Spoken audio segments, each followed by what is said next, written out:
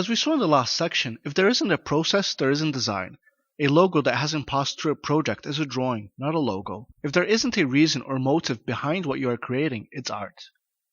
But what are the benefits of following a design process? It gives your design value.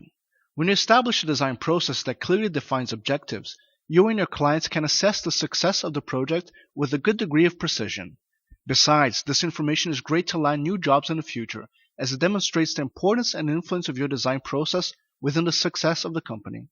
At the end of the project, you can analyze the results and discover what can be done to improve future results, something hard to do if you don't follow a process. It helps present your work.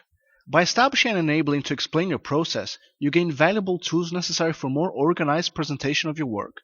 Just by having a process, you are automatically enabled to justify the reasons behind your choices in the final project.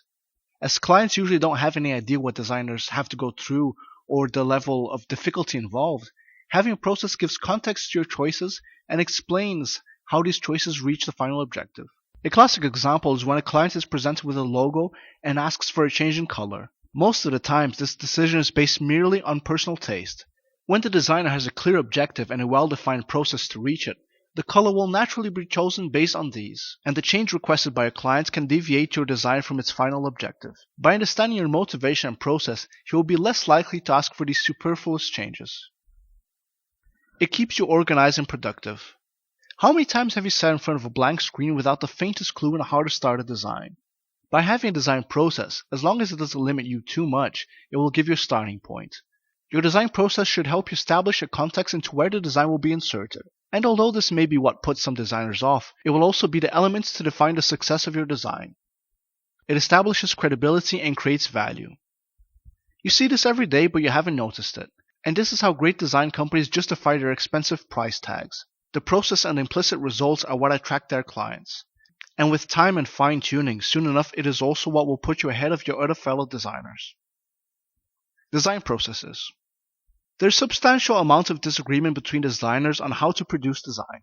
Some authors argue that there are many ways of describing design processes and discuss two basic and fundamentally different ways, both of which have several names.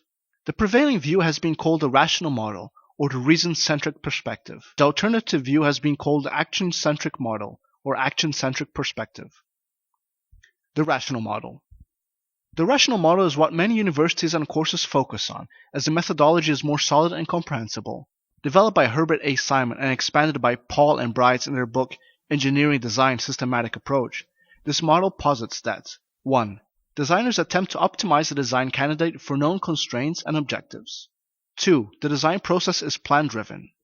3. The design process is understood in terms of discrete sequence of stages. This model is based on a rationalist philosophy, according to which design is informed by research and knowledge in a predictable and controlled manner. Technical rationality is at the center of this process. Let's see an example of the stages in the rational model.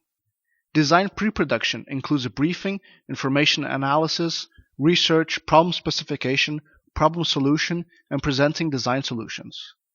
Design during production includes the development of the solution and field tests. Post-production, solution implementation, evaluation, and completion. Redesign that can be done before, during, or after production. As this is just an introductory course, I won't expand too much on how the rational process works, and I'll leave it for a future, more in-depth course. The action-centric model. It is pretty much the opposite of the rational model. It posits that 1. Designers use creativity and emotion to generate design candidates. 2. The design process is improvised. 3. No universal sequence of stages is apparent. Analysis, design, and implementation are contemporary and inextricably linked. This model is based on empiricist philosophy and amethodical development. Just like the rational model, the process relies on research and knowledge, but in this case, knowledge and research are brought to the process through the designer's better judgment and good sense. The designer's experience and professional judgment are more important than rational technicality. For being less intuitive than the rational model and rely heavily on professional experience, this process should be avoided by students and novice designers.